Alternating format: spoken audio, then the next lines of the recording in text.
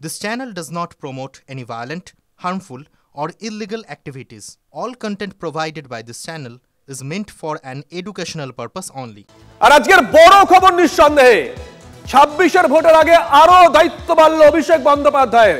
লোকসভায় তৃণমূলের দলনেতা অভিষেক বন্দ্যোপাধ্যায় বড় খবর।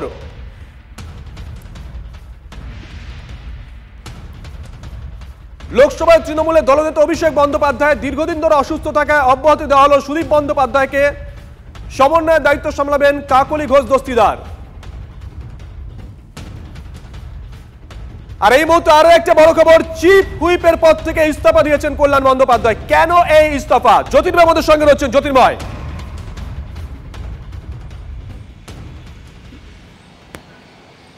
দেখো কেন এই ইস্তফা তা যদি বলতে হয় তাহলে আজকের ঘটনা পরম্পরাটা বলতে হবে। এই মুহূর্তে আমি দাঁড়িয়ে রয়েছি 20 ডক্টর রাজেন্দ্র প্রসাদ রোড তৃণমূল কংগ্রেসের পার্টি অফিস, অর্থাৎ নতুন পার্টি অফিসের সামনে।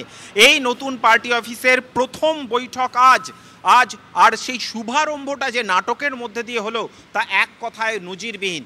ঠিক এই গেট দিয়ে যখন মহুয়া মৈত্রর গাড়ি আজকে ভেতরে ঢোকে, ঠিক তারপরেই সংবাদ মাধ্যমকে বাইট দিয়ে পিছন পিছন ঢুকছিলেন কল্যাণ বন্দ্যোপাধ্যায়। ঠিক মহুয়া মৈত্রকে গাড়ি থেকে নামতে দেখেই আমাদের ক্যামেরার সামনেই কল্যাণ বন্দ্যোপাধ্যায় তিনি পিছন ঘুরে বলেন যে কার মুখ দেখলাম আজকের দিনটা খুব খারাপ যাবে। এরপরেই কল্যাণ বন্দ্যোপাধ্যায় তিনি ভেতরে ঢুকে যান এবং তারপরে আমরা যে খবর পাই আজকের বৈঠকে তৃণমূল নেত্রী তিনি যা দায়িত্ব বন্টন করা সেই খবর আমরা দর্শকদের ইতিমধ্যেই জানিয়েছি যে সুদীপ বন্দ্যোপাধ্যায় অসুস্থ থাকার কারণে আপাতভাবে নেতৃত্ব দেবেন লোকসভাতে কল্যাণ বন্দ্যোপাধ্যায়, নেতৃত্ব দেবেন অভিষেক বন্দ্যোপাধ্যায়। কল্যাণ বন্দ্যোপাধ্যায় চিফ হুইপ হিসেবে এতদিন দায়িত্ব পালন করতেন, তার ওপরেই লোকসভার সাংসদদের কোঅর্ডিনেশনের দায়িত্ব ছিল। আজকের বৈঠকে জানিয়ে দেওয়া হয়েছে যে কোঅর্ডিনেশনের যাবতীয় দায়িত্ব সামলাবেন এবার থেকে কাকলি ঘোষ দস্তিদার, তিনি ডেপুটি লিডার পদে আছেন। এবং বৈঠক শেষের পরে প্রথম বেরিয়ে আসেন কল্যাণ বন্দ্যোপাধ্যায়। ক্যামেরার সামনে তিনি কিছুটা অসন্তোষ প্রকাশ করেন এবং তার অসন্তোষের তীর ছিল সম্পূর্ণভাবে মহুয়া মৈত্রর দিকে। তিনি মহুয়া মৈত্রকে কার্যত ব্যক্তিগত আক্রমণ করেন এবং তার আক্রমণের ভাষা এতটাই তীব্র ছিল যে মহুয়া মৈত্র যে সময় তিনি এখান দিয়ে হেঁটে যাচ্ছিলেন তিনিও ঘুরে কল্যাণ বন্দ্যোপাধ্যায়ের দিকে তাকান, তিনি কিছুটা তির্যক হাসেন। অর্থাৎ দৃশ্যতই কিন্তু সমস্ত ছবিটা একটা সংঘাতের বাতাবরণ যে রয়েছে সেই ইঙ্গিত স্পষ্ট করে দেয়। এর পরবর্তী ক্ষেত্রে দলের অভ্যন্তর থেকে, অর্থাৎ আজকের বৈঠকে যারা উপস্থিত ছিলেন সেই অন্দর থেকে আমাদের কাছে খবর আসে যে আজকের বৈঠকে তৃণমূল নেত্রী স্পষ্ট করে দিয়েছেন যে কোনো দুজনের লড়াইয়ের কারণে পার্টি সাফার করবে না, কেউই দলের বা পার্টির ঊর্ধ্বে নয়। অর্থাৎ বার্তা যে সম্পূর্ণভাবে মহুয়া মৈত্র এবং কল্যাণ বন্দ্যোপাধ্যায়ের দিকে ছিল তা সম্পূর্ণভাবে স্পষ্ট। জ্যোতির্ময়, তুমি যেটা বলছিলে যে স্পেলটার কথা বলছিলে, টি20 ঢঙে হয়তো এই স্পেলটা হয়েছে, যেটা সাক্ষী তোমরা ছিলে, তোমরা নিজের চোখে দেখেছো, নিজের কানে শুনেছো কল্যাণবাবু যে কথাগুলো বলেছেন, যা যা ঘটেছে ওখানে। কিন্তু এটা কি শুধুমাত্র টি20-র একটা স্পেল, নাকি দীর্ঘদিন ধরে একটা কিছু হয়ে আসছিল যার একটা সিদ্ধান্ত আজকে দল নিতে বাধ্য হলো?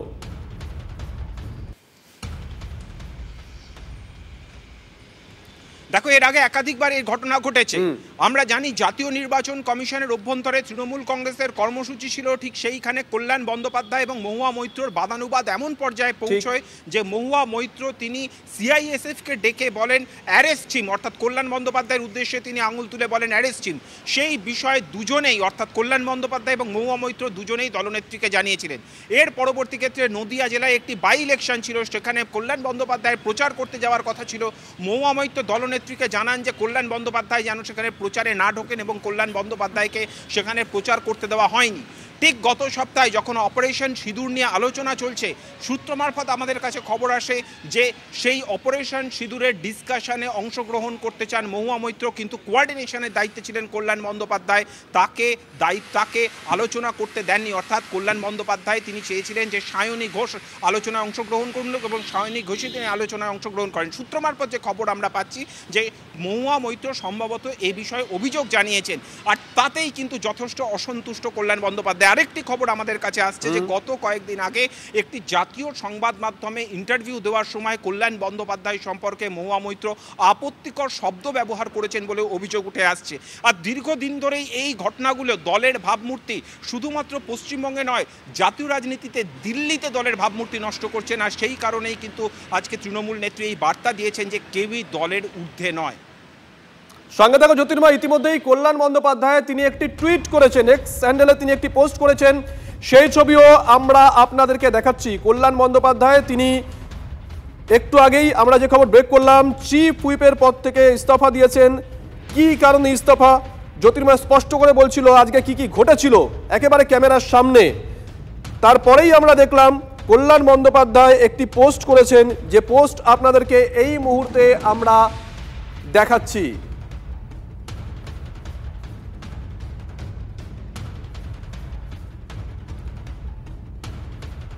কল্যাণ বন্দ্যোপাধ্যায় কি বলেছেন একবার শোনাই। ও মহামৈত্র ব্যাপারে বলছেন তো, করবি কি বলবো বলুন? পার্টিকে জানিয়েছি, পার্টি যা করবে করবে, পার্টি যদি না করে না করবে। যদি আমাকে গালাগাল দিলে পার্টির নেতারা যদি নেতা নেত্রীরা যদি খুশি হয় হবে, পার্টিকে জানি যে পার্টি করবে। কিন্তু আমি তো একটা হাম্বল মিডল ক্লাস থেকে উঠে এসেছি, আমি আমার কালচার এবং ডিগনিটি আমি নষ্ট করতে পারবো না। কুকুর কামড়ালে তাকে কি কামড়ানো যায়? তাই কামড়ানো যায় না। যদি কোনো এমপি বলে যে আরেকটা এমপিকে অ্যারেস্ট করতে, পার্টি যদি তাকে প্রাধান্য দেবে, আমার কি আছে? হতাশার কিছু নেই, হতাশার কি আছে? একজন এমপিকে গালাগাল দিচ্ছে, আরেকজন এমপি অ্যাবিউজ করছে, তার কোনো রিয়াকশন নেই, কি আছে? চিফ হুইপ তো আছে, কি আছে? যদি ইংরেজি বলা সুন্দরী মহিলাই যদি পার্টিতে সবচেয়ে দাম তাকে থাকবে, গালাগাল দিচ্ছে যে তার কালচারটা কোথায় তুমি তো বুঝতেই পারছো। সংস্কৃতি নেই, ভালো ভালো শাড়ি পরলেই তো আর বিশাল বড় কিছু হয়ে যাওয়া যায় না। আর তার লাইফস্টাইল বলতে গেলে এখন আমাকে অনেক কিছু বলতে হবে। সময় আসুক বলবো। দিন তো খারাপ গেছেই, আমি বলেইছিলাম আমার দিনটা খারাপ যাবে, দিনটা খারাপ গেছে। এই মুহূর্তে আমাদের সঙ্গে রয়েছেন বিজেপি নেতা জগন্নাথ চট্টোপাধ্যায় সরাসরি টেলিফোনে। জগন্নাথ দা, শুভজিৎ রয়েছি। আপনি একটু আগে কল্যাণবাবুর বক্তব্য শুনছিলেন, জানি না কতটা শুনতে পেয়েছেন, মোটামুটি যেটুকু শুনেছেন তাতে আগে পরেটা অনেকটাই আপনি অনুমানও হয়তো করতে পারেন। দীর্ঘদিনের আপনি সাংবাদিকতা করেছেন, দীর্ঘদিনের পলিটিশিয়ান আপনি। আপনার কাছ থেকে বিষয়টা একটু জানতে চাইবো, দেখছেন কিভাবে? দেখুন, এই কল্যাণবাবুর অকল্যাণের দিন খারাপ শুধু তার ব্যক্তিগত বিষয় না, তৃণমূলেরই দিন খারাপ হতে চলেছে।